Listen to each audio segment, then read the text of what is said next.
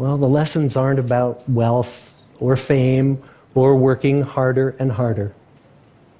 The clearest message that we get from this 75-year study is this: good relationships keep us happier and healthier, period. We've learned 3 big lessons about relationships. The first is that social connections are really good for us and that loneliness kills.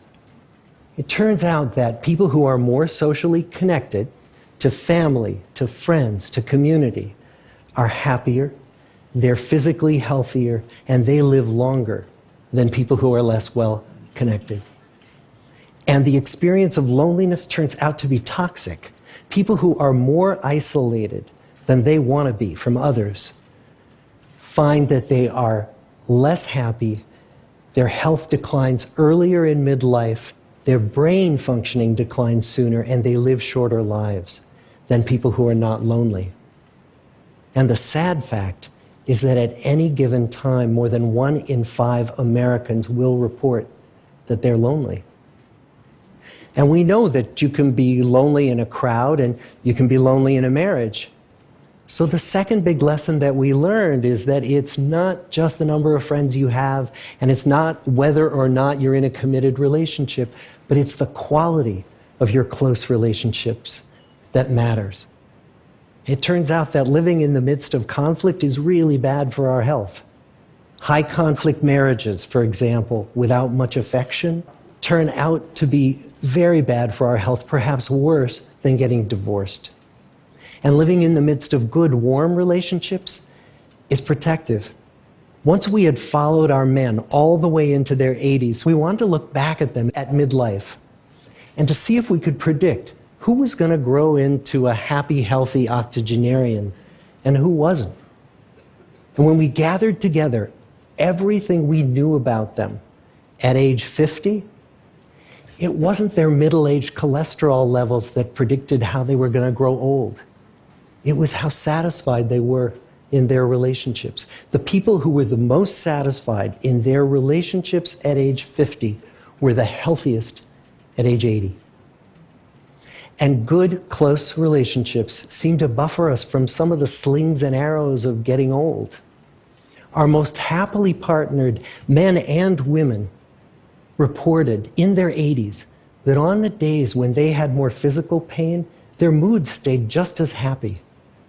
But the people who were in unhappy relationships, on the days when they reported more physical pain, it was magnified by more emotional pain.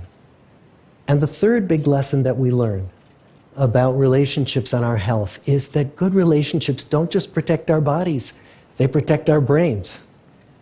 It turns out that being in a securely attached relationship to another person in your 80s is protective. That the people who are in relationships where they really feel they can count on the other person in times of need, those people's memories stay sharper longer.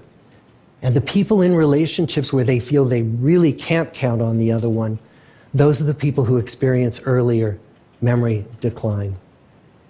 And those good relationships, they don't have to be smooth all the time. Some of our octogenarian couples could bicker with each other day in and day out.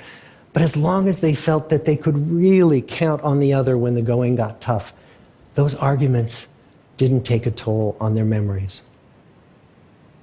So, this message that good, close relationships are good for our health and well-being, this is wisdom that's as old as the hills. Why is this so hard to get and so easy to ignore? Well, we're human. What we'd really like is a quick fix, something we can get that'll make our lives good and keep them that way. Relationships are messy and they're complicated, and the hard work of tending to family and friends, that's not sexy or glamorous. It's also lifelong. It never ends. The people in our 75-year study who were the happiest in retirement were the people who had actively worked to replace workmates with new playmates. Just like the millennials in that recent survey, many of our men, when they were starting out as young adults, really believed that fame and wealth and high achievement were what they needed to go after to have a good life. But over and over these 75 years, our study has shown that the people who fared the best were the people who leaned into relationships with family, with friends, with community. So what about you? Let's say you're 25, or you're 40, or you're 60. What might leaning into relationships even look like? Well, the possibilities are practically endless. It might be something as simple as replacing screen time with people time, or livening up a stale relationship by doing something new together, long walks or date nights, or reaching out to that family member who you haven't spoken to in years, because those all too common family feuds take a terrible toll on the people who hold the grudges. I'd like to close with a quote from Mark Twain. More than a century ago, he was looking back on his life, and he wrote this: "There isn't time. So brief is life for bickerings, apologies, heartburnings, callings to account. There is only time for loving, and but an instant, so to speak, for that. The good life is built with good relationships." Thank you.